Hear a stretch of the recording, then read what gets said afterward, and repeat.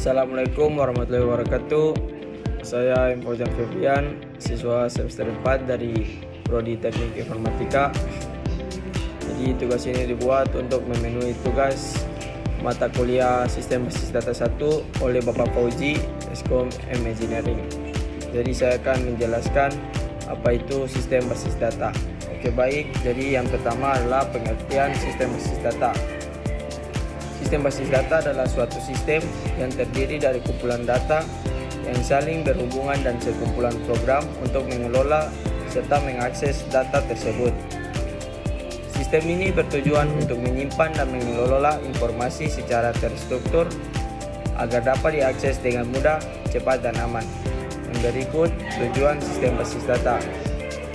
Pertama, itu untuk mengurangi redundansi data, menghindari adanya penyimpanan data yang sama secara berulang pada tempat yang berbeda. Yang kedua, menjaga konsistensi data, memastikan bahwa data yang tersimpan memiliki nilai yang sama dan tidak bertentangan. Yang ketiga, penggunaan data bersama, memungkinkan beberapa pengguna atau aplikasi mengakses data yang sama secara bersamaan.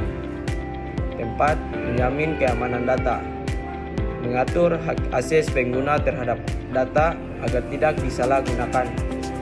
Yang kelima, mempermudah akses data, dapat dicari, ditambah, diubah, dan dihapus dengan cepat melalui sistem. Berikut keenam atau yang terakhir, menjaga integritas data, memastikan data tetap valid dan sesuai dengan aturan yang telah ditetapkan. Jadi itu adalah tujuan sistem basis data. Oke, saya lanjut. Tadi saya sudah menjelaskan fungsi dari sistem basis data, fungsi atau tujuan.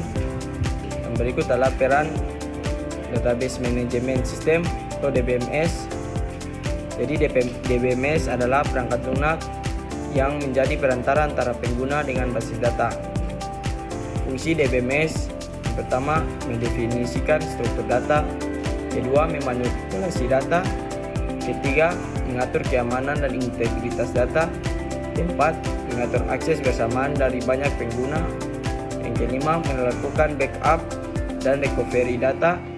Dan yang keenam, terakhir, mengoptimalkan kinerja sistem. Jadi itu adalah peran Database Management System atau DBMS. Berikut saya akan menjelaskan komponen sistem basis data. Yang pertama ada hardware. Itu perangkat fisik yang digunakan untuk menyimpan dan menjalankan sistem basis data.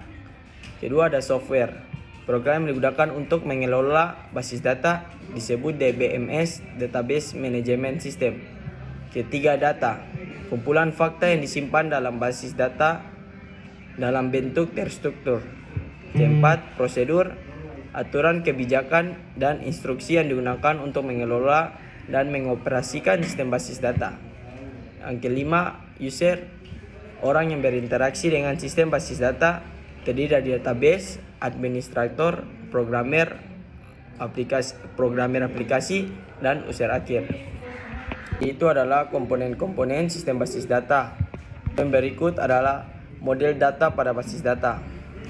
Model data adalah cara konseptual dalam menggambarkan struktur data dan hubungan antar data.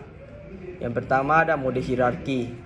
Data disusun dalam bentuk struktur pohon dengan hubungan satu ke banyak. Yang kedua ada model jaringan.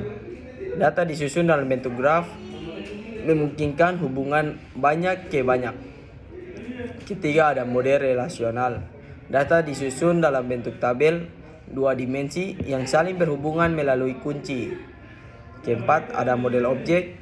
Data direpresentasikan sebagai objek yang memiliki atribut dan metode. Yang kelima atau yang terakhir ada model NoSQL. Model yang tidak menggunakan struktur tabel relasional, cocok untuk data dan tidak terstruktur dan skala besar. Oke, yang berikut atau yang terakhir adalah bahasa pada sistem basis data. Yang pertama ada DDL, Data Definition Language, bahasa untuk mendefinisikan struktur dan skema basis data.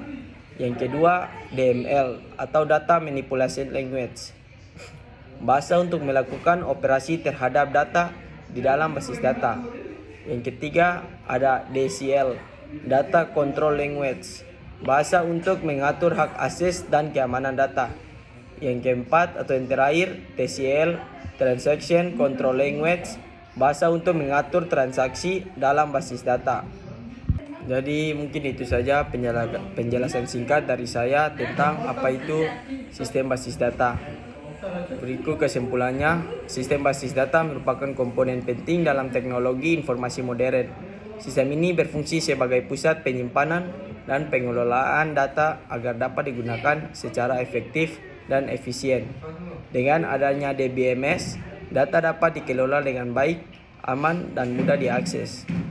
Pemilihan model dan bahasa yang tepat akan menentukan keberhasilan implementasi sistem basis data. Oke, sekian dari saya. Wabillahi taufiq wal hidayah. Wassalamualaikum warahmatullahi wabarakatuh.